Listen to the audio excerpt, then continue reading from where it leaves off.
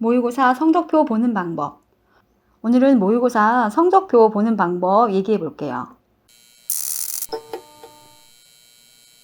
모의고사 성적표 보는 방법을 간단히라도 설명을 해야겠는데 언제가 좋을까 하다가 이번에 하려고 합니다. 왜냐하면 고1 3월 모의고사는 정말 그렇게 중요하지는 않거든요. 그러니까 일단 방법만 알아봐요. 너무 못 봤다고 슬퍼하지도 마시고 또 잘 봤다고 자만할 일이 전혀 아닙니다. 경기도는 보지도 않는 데다가 아이들이 최선을 다해서 노력하지도 않거든요. 일부 성실한 친구들은 열심히 하겠지만 보통은 모의고사 준비도 없이 치르기도 하고요. 저희 큰애도 첫 모의고사 성적은 별로 좋지 않았던 것만 기억나네요. 앞으로 볼 고2 성적, 특히 고2 후반부 성적이 의미가 있을 거고 이전 시험들은 공부를 어떻게 해나갈지 어떤 부분이 부족한지 감을 잡는 용도로만 사용하셔요. 그리고 작은 애 성적도 함께 공개하게 되네요. 아이가 창피하다고 했지만 국영수만 공개하기로 하고 허락을 받았어요. 이번 시험에서 영어 한국사 말고 탐구 두 과목도 모두 절대평가였기 때문에 다른 건 공개한 의미도 없고요. 다른 건 너무 못 봐서 절대 보여주면 안 된대요. 우리가 이제 모의고사 성적표를 받으면 보통은 점수와 등급만 봅니다. 그런데 살펴볼 게 몇 개 더 있어요.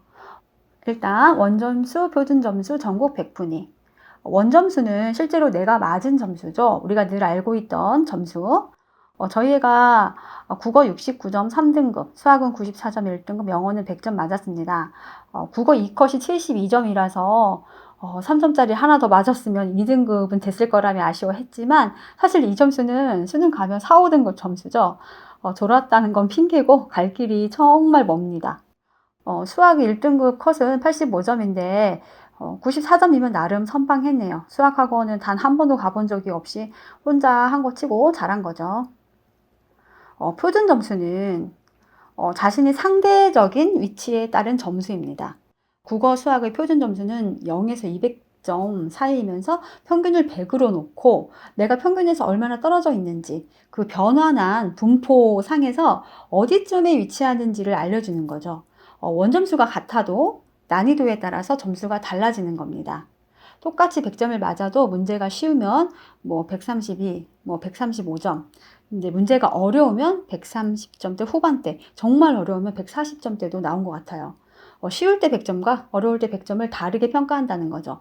평균이 낮을 때, 난이도가 높을 때 표준 점수가 높아져요. 실제로 정시에서 대학들이 표준 점수를 대부분 사용해요. 그러니까 평가원의 6월, 9월 모의고사나 수능에서는 원점수는 아예 안 나오고 표준 점수만 나옵니다. 전에 국어 불수능일 때 국어 최상위권 학생들이 150점대 표준 점수가 나오니까 수학 여러 개 틀리고도 다른 친구들보다 이제 국어 잘 맞은 친구가 표준 점수 합이 더 잘 나온 거죠.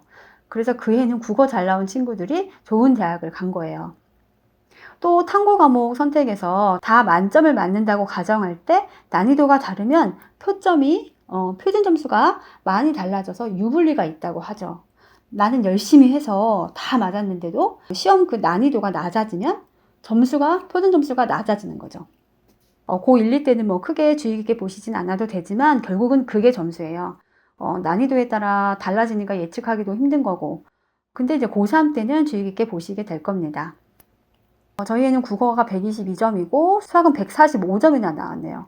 수학을 전체 학생들이 많이 못 풀었나 봐요. 그러니까 보통 94점이 이렇게 높은 점수 받기가 어려운데 아마 다들 대충 풀어가지고 평균이 많이 내려가서 이런 거겠죠.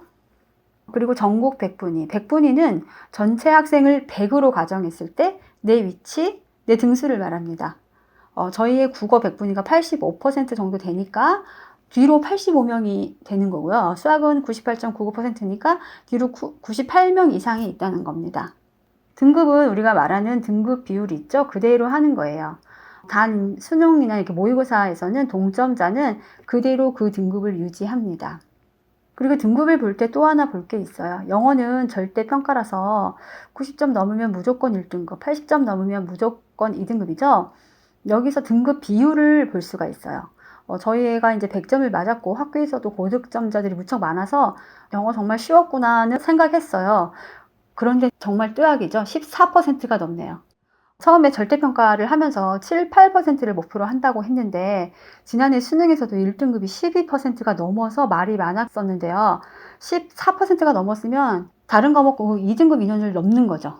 그러니까 1등급, 2등급 비율을 보면서 난이도를 점검해 봅니다. 비율이 7%가 안 된다 하면 어려운 편이었다고 생각하시면 될 것 같고요. 뭐 10% 이렇게 넘어가면 이제 쉬운 거죠. 과목별 득점 보충 문항. 과목의 그 영역별로 배점과 득점, 평균을 다 보여줍니다. 아이가 어느 부분이 부족한지 대략 알 수가 있어요. 그 각 영역별 문제는 그 성적표 뒤를 보시면 또 나와 있고요. 어디를 잘하는지 못하는지 바로 나오죠. 저희는 이제 수학 두 문항이 모두 이해해서 틀렸네요. 국어는 골고루 틀렸다고 그러죠. 틀린 문제가 워낙 많으니까. 그리고 옆에 보충학습이 필요한 문항 번호가 나와 있고요. 뭐 이거야 뭐 틀린 문제는 다 살펴봐야죠. 그리고 제가 재미있게 보던 게 기타 자료인데 과목별 조합에 따른 백분위를 보여줍니다. 이번에는 이제 다 절대평가를 해서 국어하고 수학만 조합에 나와 있는데 이제 앞으로 모의고사 보시면 여기에 이제 여러 조합으로 다양하게 보여줍니다. 문항별 정오표. 과목별 문항별로 답안, 정답, 결과, 정답률을 보여줍니다. 정답률은 알파벳 A에서 E까지 표시됩니다. 가장 어려운 게 2죠. 20%가 안 되게 맞췄다는 거죠. 어느 부분이 부족한지 난이도에 따른 이제 실력을 알 수 있죠. 저는 여기에서 특히 수학을 볼 때 자세히 보는데요. 아이가 이제 뭐 수학을 실수했다, 뭐 그런 얘기를 많이 하잖아요. 이때 이제 틀린 문항의 정답률을 봐요. A, B를 틀렸으면 정말 실수했구나 뭐 그런 생각을 속으로 해요. 근데 D나 E 문제를 틀렸으면 그건 말이 안 되는 거죠. 어려워서 틀린 거죠. 보통 최고난이도를 꼽는 게 21번, 29번, 30번인데 이번엔 21번은 D로 조금 수월했고 27번부터 30번까지 모두 정답률이 2이네요. 저희 애는 21, 29, 30은 다 맞아놓고 12번, 23번을 틀렸어요. 둘 다 3점짜리라서 아주 쉬운 거 실수했구나 이제 생각을 했는데 23번은 정답률이 D니까 다들 어려워했던 거죠. 분명 뭐 어떤 부분 이해가 부족해서 틀린 거죠. 근데 12번은 정답률이 B네요. 그러니까 이런 거는 제가 실수했다고 생각합니다. 그러니까 애들이 뭐 실수해서 못 봤다 뭐 이런 얘기 할 때 그거 보시면 알기가 쉬우실 거예요. 지금까지 표준 점수, 전국 100분위, 과목 조합 100분위, 영어 등급 비율, 문항 정오표, 문제의 정답률 확인 등 여러 가지를 알아봤어요. 앞으로 모의고사 성적표 볼 때 참고하시고요.